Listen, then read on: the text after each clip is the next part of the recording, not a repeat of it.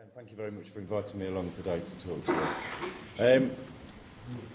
I'm going to briefly try and cover how NHS blood and transplant, in particular the organ donation and transplant sector within, or directorate within NHS blood and transplant, is trying to help facilitate research and how we and the sort of the problems that we face as an organisation in trying to do that. So, I mean, the problem is with NHS blood and transplant, our primary role is that we are there to provide organs and tissues for transplantation purposes, and that is the primary drive. Historically, therefore, I think research, although it's been something that very much has been supported by NHS blood and transplant, is something that's had to take a little bit of a backseat, and particularly with historically before the merger of the National Blood Service and UK Transplant.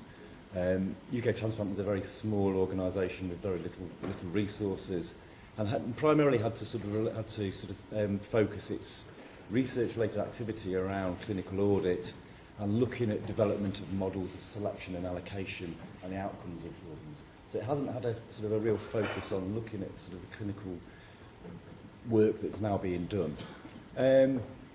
Again, I think just recently, one of the directors, and as a part of this, in the merger of the two organisations, there's a real one of the directions now for NHS Blood and Transplant for ODT is to actually actively commission and fund and support research specifically around transplant-related research. And again, this sort of merger has allowed ODT now to have access to some of the funding that NHSBT or MBS has historically had, and has given it a much more emphasis and more sort of financial authority to be able to go ahead and start looking at driving some sort of research forward particularly with organ donation and transplantation. So how are we managing sort of the retrieval of organs for research? And as I said, taking aside the primary role of NHS blood and transplant, we are currently we've introduced a new management process to approve studies, and I know there's a number of people in the audience who we've worked with to try and get through that process. And we currently have supporting 21 active studies. We have another 7 in the pipeline waiting to come on board, who want to access organs and tissues for their research. Most of those are transplant-related research, but there are a number of other research studies where they're looking for the sort of non-transplant-related stuff. And obviously, one of the other things we've always traditionally supported is commercial aspects of research through the research tissue banks, such as Absolute. I suppose the major process within gaining access to organs for research is the consent. And we have now almost tripled the number of specialist nurses in organ donation over the last 3 or 4 years. So there's a much greater number of people out there to be able to gain consent for research. And we have to go and sit there and talk to the families of the donors. So without their support, we aren't going to be able to obtain or gain any access to organs and tissues to start with. We've also recognised that within the current consent documentation that is used within ODT is that it actually only asks for consent for non-transplantable organs. So if anybody wants to come along and use organs for specifically and purely for research, and obviously we've touched very, very strongly already on the licensing issues, and I will talk about how that is impacting on us and how we are trying to address some of those issues in partnership with other groups in the moment. But it requires a specific consent for research. So, for instance, when we've got a specialist nurse who's going out and talking to a family who are, as I say, in an acute bereaved state, they've just been told that their loved one is either died because they're brainstem dead, or is likely to die because they're going to withdraw treatment, and we're offering the option of organ donation. They've then got to consider, donating, possibly 8 organs, 12 different tissues, and then we're going to come and talk to them about specific consent for different research projects as well.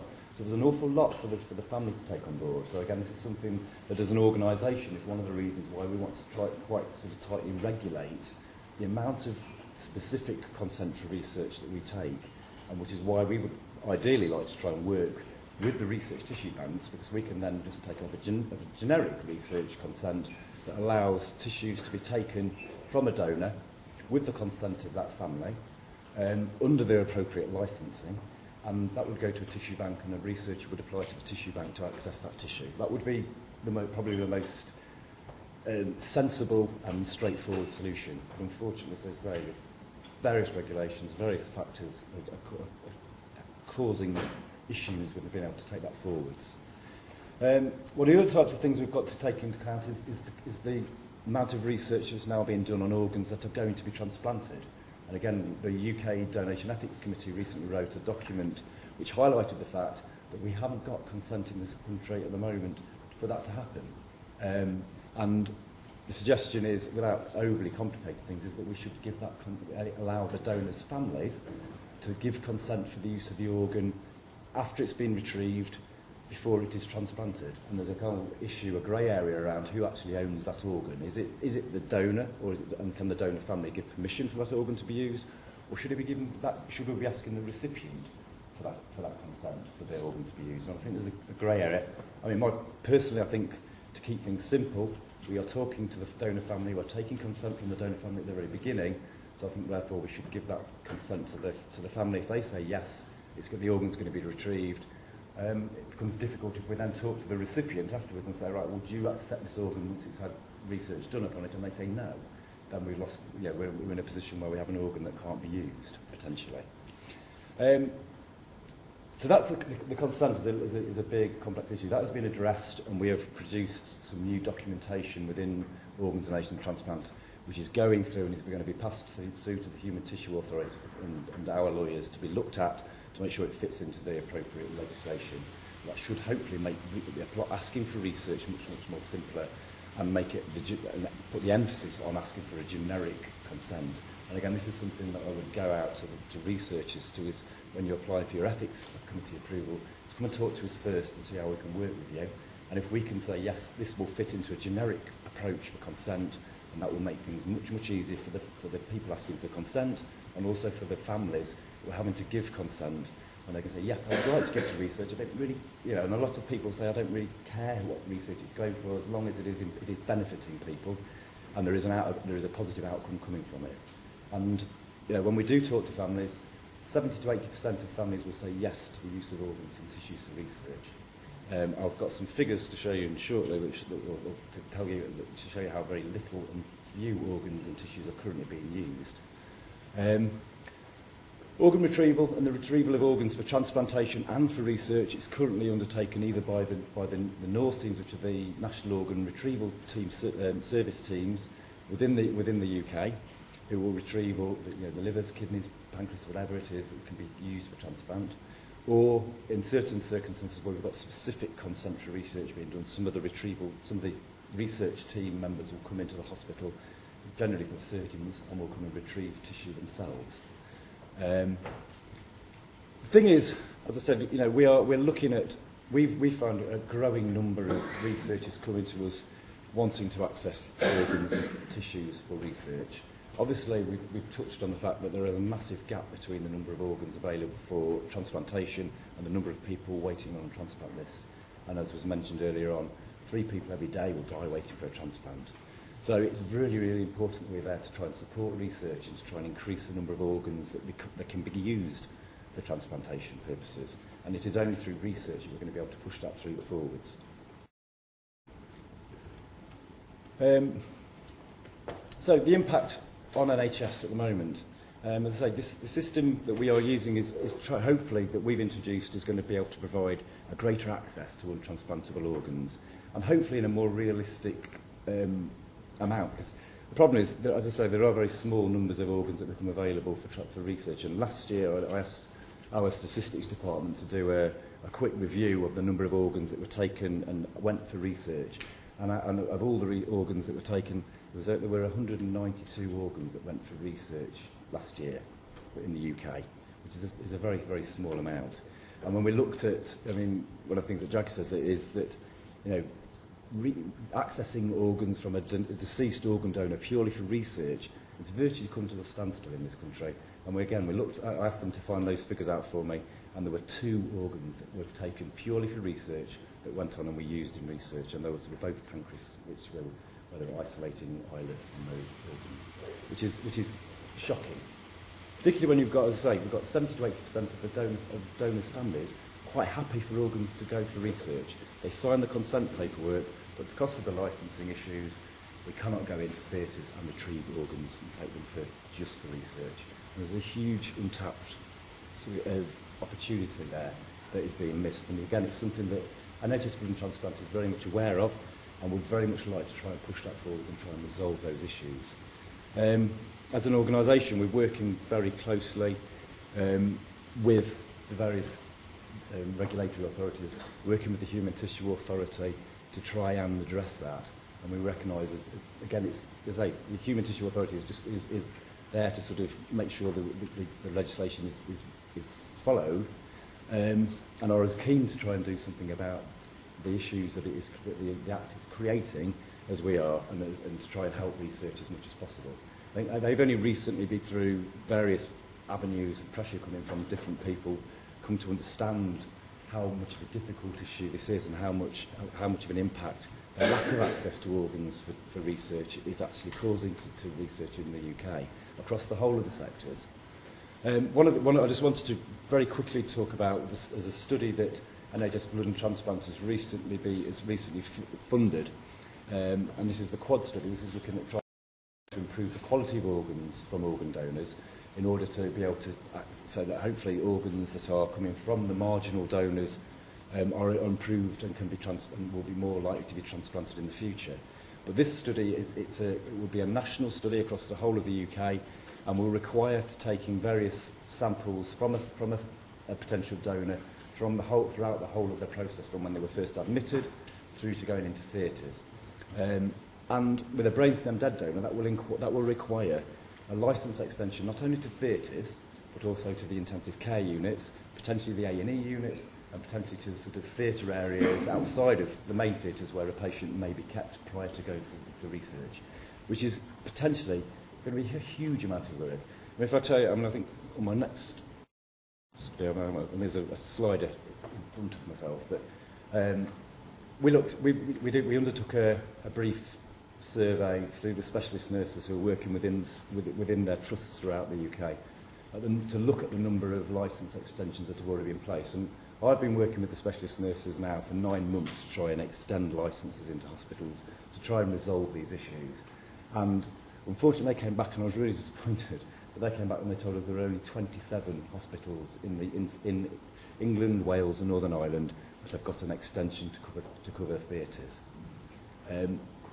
There are probably another 5 or 6 hospitals where they've applied for the licence but have not heard back as to actually whether it's been extended or not.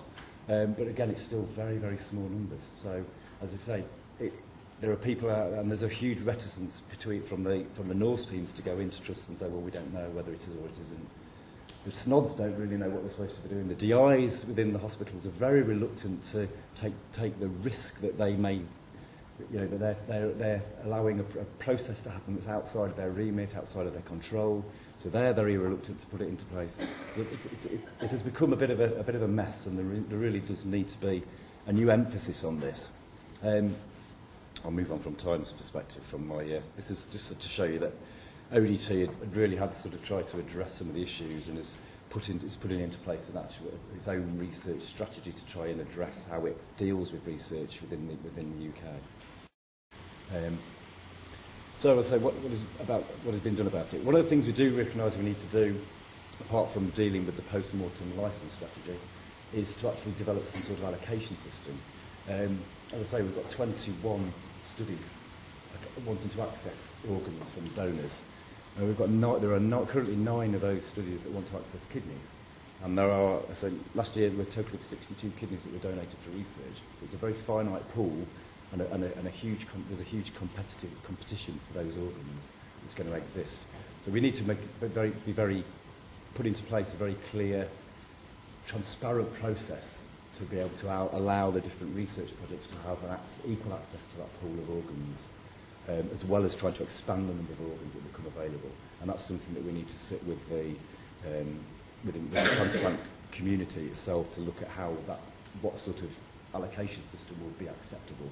And I think that's a really important and vital piece of work that needs doing quite quickly.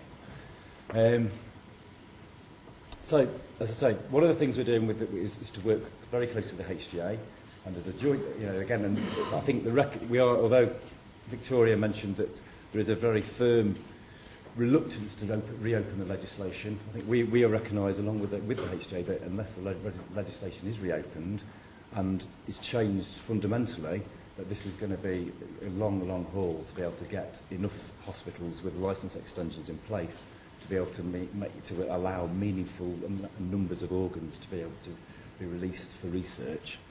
We're also working very closely with the hospitals itself, but that's a very, very slow process. And the specialist nurses are going out there trying to talk to the DIs, trying to find out who the DIs are. In some of the hospitals it's very difficult in itself, but they are trying to work very closely. But again, it's a long, long uphill battle, unfortunately.